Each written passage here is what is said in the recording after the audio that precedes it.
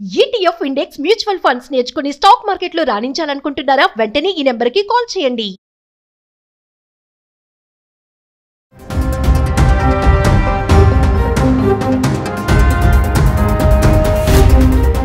నమస్తే, welcome back to Suman TV. Present మనతో పాటు ఉన్నారు అనలిస్ట్ మందరి కృష్ణారెడ్డి గారు.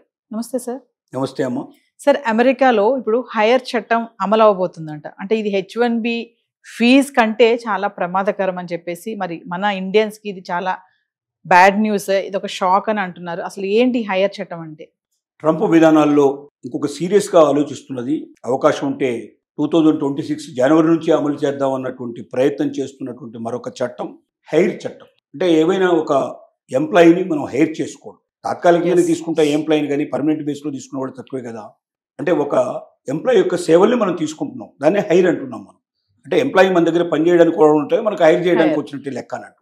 ఎందుకు ఈ హైర్ చట్టం తేవాలని ట్రంప్ సీరియస్గా ఆలోచిస్తున్నాడంటే, అమెరికన్ సిటిజన్స్ని ఎంప్లాయీస్గా తీసుకోవడానికి చాలా వరకు కంపెనీలు సుముఖంగా లేవు. మొదటిది ఏమిటంటే, అమెరికన్ చట్టాల ప్రకారంగా అమెరికన్ సిటిజన్ని తీసుకుంటే ఖచ్చితంగా ఇంత అమౌంట్ పే చేయాల్సింది. లేబర్ చట్టాల ప్రకారంగా ఇలాంటి జాబ్స్కి ఇంత అమౌంట్, ఇలాంటి జాబ్స్కి ఇంత అమౌంట్ అని ఆల్రెడీ ఒక సెట్ చేసి పెట్టారు. అంతకన్నా తక్కువగా జీతాలు ఇవ్వడానికి వీల్లేదు, అంతకన్నా భత్యాలు ఇంతకన్నా తక్కువ ఇవ్వడానికి వీల్లేదు. అవన్నీ ఖచ్చితంగా ఇచ్చి తీరాల్సింది. అంత మొత్తంలో జీత భత్యాలు ఇచ్చి వాళ్ళని పెట్టుకున్నా కూడా రెండోది వాళ్ళు చేసే పని ఏంటంటే టైమింగ్స్. పర్ఫెక్ట్ టైంకి వచ్చేస్తారు, పర్ఫెక్ట్ టైంకి దిగిపోతారు. ఇండియన్స్ అయితే లేదా ఇతర దేశాల నుంచి వచ్చిన వాళ్ళు అయితే వాళ్ళు టైమ్స్ చూడరు. అవసరమైతే 3-4 అవర్స్ ఎక్కువైనా సరే పని చేసేస్తారు. సండేస్ అండ్ హాలిడేస్ కూడా కావాలంటే కూడా వాళ్ళు వచ్చేస్తారు. వాళ్ళు చాలా నమ్మకంగా ఉంటారు, చాలా ఒబీడియంట్గా ఉంటారు, తలబిరుసుగా ఉండరు, తలపొగురుగా ఉండరు. ఇవి అక్కడికి ఇక్కడికి ఉన్న తేడాలు. అక్కడ ఒక 4th క్లాస్ ఎంప్లాయీ అయినా సరే, ఒక సర్వెంట్ మేడో సర్వెంట్ బాయ్ అయినా కూడా కారులో వస్తాడు, కారులో దిగుతాడు. అతనికి మనమే గుడ్ మార్నింగ్ చెప్పి లేదా అతన్ని వెల్కమ్ చెప్పి మన లోపలికి పిలవాలి. మనతో పాటుగా కూర్చోబెట్టుకొని, మన పక్కన కూర్చోబెట్టుకుని వాళ్ళకి టీ కానీ భోజనం కానీ వాళ్ళకి ఏమైనా సరే సర్వ్ చేయాలి. వాళ్ళకి చాలా గౌరవంగా చూడాలి, గౌరవంగా సాగనంపాలి. ఇలాంటివన్నీ దీనికన్నా ఏంటంటే, వలసవాదులు అయినట్టయితే, వలస నుంచి వచ్చిన వాళ్ళైతే, ఇతర దేశాల నుంచి వచ్చిన వాళ్ళైతే ఎప్పుడు ఒబీడియంట్గా ఉంటారు. వాళ్ళు ఎప్పుడు మనల్ని బాసలాగా చూస్తారు. వాళ్ళు ఎంత సమయమైనా వాళ్ళు మనకు పనిచేస్తారు. వాళ్ళ వల్ల మనకు చాలా కలిసి వస్తుంది. తక్కువ జీతంలో ఎక్కువ పని చేయగలిగేటువంటి అవకాశాలు వలసవాదుల దగ్గర ఉంటాయి. అదే అమెరికన్స్నే తీసుకుంటే సిటిజన్స్ను ఇవన్నీ కోల్పోవాల్సిన పరిస్థితి పడుతుంది.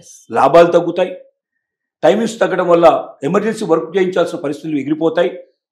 చాలా ఇబ్బందులు, చాలా కష్టాలు వస్తున్నాయి. అంటే కంపెనీలు హాయిగా ఆనందంగా పనిచేసుకుంటూ లాభాల ఆర్జన చెయ్యాలి అంటే వలస నుంచి వచ్చిన వాళ్ళైతేనే దీనికి ఫిట్ అవుతారు. రెండోది, వాళ్లకున్నంత మేధస్సు, వాళ్లకున్నంత తెలివితేటలు, వాళ్లకున్నటువంటి గుణాలు ఏవైతే ఉన్నాయో, కావాల్సిన గుణాలు, కంపెనీకి కావాల్సిన గుణాలు ఎక్కువ భాగం ఇతర దేశాల నుంచి వస్తున్న వాళ్ళ దగ్గరే ఉన్నాయి. అలాంటి ఎమినెంట్ పర్సన్స్ని సెలెక్ట్ చేసి తీసుకుంటున్నారు వాళ్ళు. ఇక్కడ అలాంటి వాళ్ళు దొరకడం లేదు. అంటే దొరికిన వాళ్ళనే పెట్టుకోవాలి, 4-5 టైమ్స్ ఎక్కువ జీతాలు ఇవ్వాలి, ఒబీడియన్సీ ఉండదు, ఎక్కువ టైం పనిచేయరు. ఇలాంటివన్నీ సమస్యలు ఉన్నాయి. దీనివల్ల హెయిర్ సిస్టమ్ ఇప్పటిదాకా బాగా పనిచేస్తుంది. ఇప్పుడు హెయిర్ చట్టం కొత్తగా ఏం తీసుకురావాలని అనుకుంటున్నాడు ట్రంప్ అంటే, ఏ కంపెనీ అయినా ఇతర దేశం నుంచి ఒక ఎంప్లాయీని తీసుకోవాలి అంటే, అమెరికన్ సిటిజన్ కాకుండా తీసుకోవాలంటే, అతనికి చెల్లించే జీతం ఎంత ఉంటుందో దాంట్లో 25% అమౌంట్ ఈక్వల్గా ట్యాక్స్ కట్టాలి. దాన్ని హెయిర్ చట్టం అని తీసుకొస్తున్నారు. అంటే H1B వీసా అయితే ఒక్కసారి $1,00,000 పిల్లించేస్తే వాడు ఎంతకాలం అయినా సరే వాడు పనిచేసుకోవడానికి అవకాశం ఉంటుంది. ఇది అట్టా కాదు.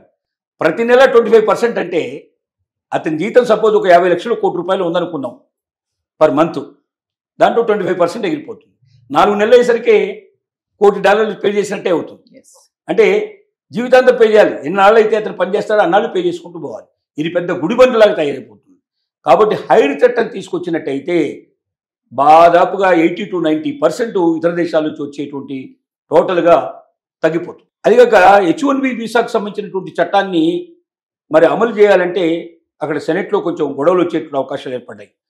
అక్కడ చట్టాలు కూడా ఒప్పుకోవట్లేదు, అక్కడ ఉన్నటువంటి కోర్టులు కూడా దానికి వ్యతిరేకిస్తున్నాయి. కానీ హైర్ చట్టాన్ని వ్యతిరేకించడానికి అవకాశం ఉండదు.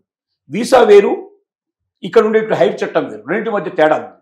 వీసా అనేది ఇతర దేశాల వాళ్ళు మన దేశంలో ప్రవేశించడానికి ఇచ్చేటువంటి ఒక అవకాశం.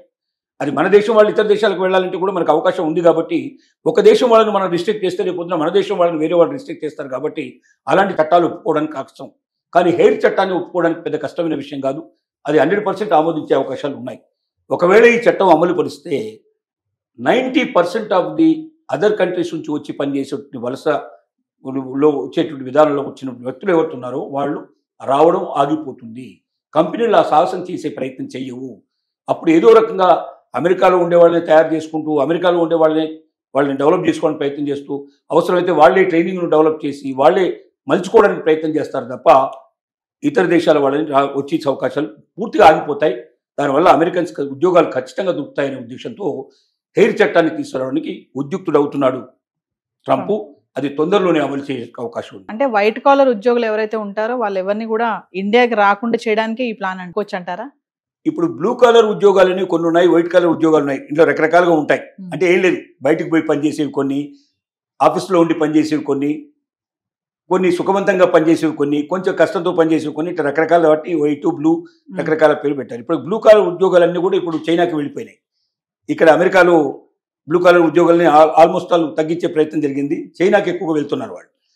ఇక వైట్ కాలర్ జాబ్స్ ఎక్కువ మాత్రం ఇండియాకు వస్తున్నాయి ఇప్పుడు మొత్తం కంపెనీ. ఎందుకంటే ఎక్కువగా వాళ్ళు ఆఫీస్లో కూర్చొని చేసే పని ఎక్కువగా ఉంటుంది, కదలకుండా కూర్చొని చేసే పని ఎక్కువ ఉంటుంది, మెదడుతో చేసే పని ఎక్కువ ఉంటుంది. ఇవి వైట్ కాలర్ జాబ్స్. ఈ జాబ్స్ లో ఇప్పుడు అత్యధికంగా ఉన్న వాళ్ళు ఎవరంటే ఇండియన్స్. కాబట్టి ఆ జాబ్స్ కూడా ఇండియన్స్ కి రానియకుండా, ఇతర దేశాలకు రానియకుండా అవి కూడా వాళ్ళకే ఇచ్చేటువంటి ఏర్పాటు చేయాలనేది ట్రంప్ యొక్క ఆలోచన. పోనీ హెయిర్ చట్టమే ఇంత ప్రమాదకరంగా ఉంది అంటే ఇంతకన్నా ప్రమాదకరమైనది మరొకటి తీసుకురావాలని ఆలోచనలో ఉన్నాడు. అదేమిటంటే ఏవైతే ఇప్పుడు అవుట్ సోర్సింగ్ విధానంలో సేవలు అందుకుంటున్నారో, అంటే అమెరికాలో కంపెనీ డైరెక్ట్గా పెట్టడానికి వీల్లేని వాళ్ళు అమెరికాకు మనుషులందరినీ తీసుకెళ్లి అక్కడ సేవలు తీసుకోలేసిన వాళ్ళు లేరు, ఇండియా నుంచే సర్వీసెస్ తీసుకుంటున్నారు. ఉదాహరణకి ఒక హాస్పిటల్ లోపల ఆ రోజు ఎంతమంది పేషెంట్స్ వచ్చారో అంతమంది పేషెంట్స్ సంబంధించినటువంటి బ్లడ్ కానీ, లేకపోతే మిగిలిన వివరాలు కానీ, తర్వాత వాళ్ళకి సంబంధించినటువంటి అన్ని డాక్యుమెంట్స్ అన్నీ కానీ అక్కడ ఏం చేస్తారంటే పేషెంట్ రికార్డులో ఇవన్నీ కూడా వచ్చేటట్టుగా భద్రపరుస్తారు. అంటే ఆ పేషెంట్కు కొత్తగా చేసినవి పాతవి అన్ని కలిపి ఒకే దాంట్లో రికార్డులో ఉంటాయి. ఆ నెంబర్ కొట్టంగానే ఆ పేషెంట్కి ఒక నెంబర్ ఇస్తారు. ఆ పేషెంట్ నెంబర్ కొట్టంగానే ఆ పేషెంట్ సంబంధించిన మొత్తం కంప్లీట్గా డేటా, అతను పుట్టినప్పటి నుంచి అప్పటిదాకా ఉండేటువంటి మొత్తం ఇన్ఫర్మేషన్ అంతా బయటకు వస్తుంది. అతనికి ఎన్నిసార్లు ఆపరేషన్ జరిగింది, ఏం చేశారు, ఏం జరిగింది, ఆరోగ్యపరంగా అతనికి ఉన్నటువంటి ప్రతి లక్షణం, ప్రతి సంగతి తెలుస్తుంది. అంటే మళ్ళీ కొత్తగా పరీక్షలు చేయాల్సిన అవసరం లేకుండా వెంటనే వైద్యం మొదలు పెట్టడానికి అది ఉపయోగపడుతుంది. దానివల్ల సమయం కలిసి వస్తుంది, మనీ ఆదా అవుతుంది. ఇంకటి చాలా మళ్ళీ చేయాలంటే చేసినవే చేసి ఖర్చు విపరీతంగా పెరుగుతుంది. ఇండియాలో లాగా కాదు, ఒక పరీక్షకి ఇండియా లోపల ఒక 10,000 రూపాయలు ఖర్చు అవుతుంది అనుకుంటే అక్కడ లక్షల్లో ఖర్చు అవుతుంది. కాబట్టి వీటన్నిటిని నిరోధించడానికి అవకాశం ఉంటుంది. అది ఖచ్చితంగా మస్ట్ అన్నట్టు. అక్కడ ఉన్న చట్ట ప్రకారంగా ఒక పేషెంట్కు సంబంధించిన రికార్డ్స్ మొత్తం 100% అవైలబిలిటీ ఉండాల్సిన బాధ్యత గవర్నమెంట్ది. తర్వాత కొన్ని కంపెనీస్కి దాన్ని అవకాశం ఇచ్చారు. ఆ కంపెనీల పని ఏమిటంటే మొత్తం రికార్డ్స్ అన్ని భద్రపరచాలి. వాళ్ళు అన్ని హాస్పిటల్స్ నుంచి ఇన్ఫర్మేషన్ తీసుకొని భద్రపరచాలి. లేదా హాస్పిటల్స్కి అప్పచెప్పారు, మీ హాస్పిటల్లో ఎంతమంది పేషెంట్స్ వస్తారో అంతమంది సంబంధించిన రికార్డ్స్ మీ దగ్గర రెడీగా ఉండాలి. అది అక్కడే చేయాలంటే, అమెరికాలోనే ఇవన్నీ చేయాలంటే విపరీతమైన ఖర్చు వస్తుంది. ఒక పేషెంట్కు వాళ్ళు చేసే ఛార్జ్ కన్నా పేషెంట్స్ రికార్డులు భద్రపరచడానికి అయ్యేటువంటి ఖర్చు చాలా ఎక్కువ. కాబట్టి ఏం చేశారంటే పేషెంట్ సంబంధించిన ఇన్ఫర్మేషన్ మొత్తం వాళ్ళు ఏముంది ఆన్లైన్లో మొత్తం ఇన్ఫర్మేషన్ పంపించచ్చు, వాట్సాప్ రూపంలో, లేదా కాపీ చేసి పేస్ట్ చేసేస్తే ఇమీడియట్గా మొత్తం ఇన్ఫర్మేషన్ వచ్చేస్తుంది కంప్లీట్గా. దాన్ని తీసేసుకొని కంప్యూటర్కి పంపించచ్చు. అలా పంపించినప్పుడు ఇక్కడ వాళ్ళు ఏం చేస్తారంటే దాన్ని అంతా ఒక పేషెంట్ దాంట్లోకి వచ్చేటట్టుగా చేసి దాన్ని ఏ రూపంలో ఎలా పెట్టాలో, పీడిఎఫ్లో పెట్టాలో, మిగతా దాంట్లో పెట్టాలో అన్నీ పెట్టేసి కంప్లీట్ చేసి ఆ ఫైల్స్ తిరిగి రిటర్న్ చేస్తారు. అది పేషెంట్కు అక్కడ వాళ్ళు భద్రపరిచి పెడతారు. అంటే వాళ్ళకి ఏమవుతుందంటే అమెరికాకు ఎంప్లాయీస్ని తీసుకెళ్లాల్సిన అవసరం లేకుండానే అక్కడ అయ్యే ఖర్చులు ఒక 5%, 10% ఖర్చు పెడితే వాళ్ళకు ఇండియాలోనో లేకపోతే ఇతర దేశాల నుంచో ఆ రికార్డ్స్ అన్ని చేసే అవకాశాలు ఉన్నాయి. అందులో అత్యధికమైన సర్వీసులు ఇండియా నుంచి పెడుతున్నాయి. 70% అవుట్ సోర్సింగ్ మొత్తం సంబంధించిన సర్వీసెస్ అమెరికాకు ఇండియా నుంచి అందుతున్నాయి. ఇప్పుడు ఈ అవుట్ సోర్సింగ్ అయ్యేటువంటి ఏదైతే ఖర్చు వస్తుందో, ఆదాయం ఖర్చు పెడుతున్నారో, అవుట్ సోర్సింగ్కి ఎంతైతే డబ్బు చెల్లిస్తున్నారో అమెరికా నుంచి అమెరికన్ కంపెనీస్, దాంట్లో 25% ట్యాక్స్ రూపం లోపల అమెరికా ప్రభుత్వానికి చెల్లించాలని కండిషన్ తీసుకురాబోతున్నాడు. ఇది పెడితే చాలా కంపెనీలు అవుట్ సోర్సింగ్ ఆపేసే అవకాశం ఉంది. అవుట్ సోర్సింగ్ ఆపేస్తే మనకు వచ్చే జీడిపిలో 65% జీడిపి, అంటే 100 రూపాయలు మనకు ఆదాయం వస్తుంది అంటే కేంద్ర ప్రభుత్వానికి, దాంట్లో 65 రూపాయలు సుమారుగా అవుట్ సోర్సింగ్ ద్వారానే, సర్వీసెస్ ద్వారా, మొత్తం సేవల్లో వస్తుంది. ఆ మొత్తం సేవల్లో ఎక్కువ భాగం విదేశాల నుంచి వచ్చేటువంటి దాంట్లో అమెరికా నుంచి వచ్చేది 70% సుమారుగా ఉంది. అంటే ఇంత పెద్ద మొత్తంలో వచ్చేటువంటి డబ్బు ఆగిపోతే ఇండియన్ ఎకానమీకే పెద్ద దెబ్బ తగిలే అవకాశం ఉంది. ట్రంప్ యొక్క మూడవ ఆలోచన ఏమిటంటే అమెరికా వాళ్ళకి ఉద్యోగం ఇప్పించాలని ఒక ఆలోచన అయితే, ఇతర దేశస్తుల వాళ్ళని తగ్గించాలని ఇంకొక ఆలోచన అయితే, భారతదేశాన్ని దెబ్బ కొట్టాలనే ఆలోచన మూడవ ఆలోచన. భారతదేశాన్ని ఎందుకు దెబ్బ కొట్టాలనుకుంటున్నాడంటే ప్రపంచ దేశాల్లో ఇప్పుడు భారతదేశం మనకు ఉన్న ప్లేస్ లోపల 4th ప్లేస్లో ఉన్నటువంటి దాన్ని 3rd ప్లేస్ నుంచి 1st ప్లేస్కి వచ్చే అవకాశాలు మూడో దేశం నుంచి ఇప్పుడు 1వ దేశం రావడానికి మనం ప్రయత్నం చేస్తూ ఉన్నాం. ఈ 1వ దేశంగా వచ్చి అమెరికాను కూడా మించిపోవడానికి అతి ఉరకలు వేస్తున్న దేశం ఏంటంటే భారతదేశం. ఇంకా వేరే వాళ్ళు ఎవరు ఈ కాంపిటీషన్ లేరు ప్రస్తుతానికి. అంటే భారతదేశాన్ని ఏమాత్రం కూడా ఎంకరేజ్ చేసినా, భారతదేశాన్ని మనం ఏవి మనకు జాగ్రత్త తీసుకోకపోతే, భారతదేశాన్ని మనం కంట్రోల్ చేయకపోయినట్టయితే ఈ దేశం అమెరికాను డామినేట్ చేసి నెంబర్ 1 దేశంగా ప్రపంచం లోపల best country, greatest country, number 1 place country కావాలని మోడీ చాలా పథకాలు వేశాడు, ప్లాన్లు వేశాడు. అందుకే లోకల్ ఫర్ వోకల్ అని, తర్వాత మనం పూర్తిగా వికసిత్ భారత్ అని రకరకాల తీసుకొచ్చి ఇక్కడే అన్ని వస్తువులు తయారు కావాలి. చైనాలో ఇవాళ అయితే చిన్న గుండు సూదు నుంచి హెలికాప్టర్ దాకా అక్కడే తయారయ్యే అవకాశం ఉన్నాయో ఇక్కడ కూడా అలాగే తయారు చేయాలని ఇతర దేశాల నుంచి దిగుమతి చేసుకోకుండా వాళ్ళకి ఏం కండిషన్ పెడుతున్నా అంటే మా దేశంలో తయారు చేయండి,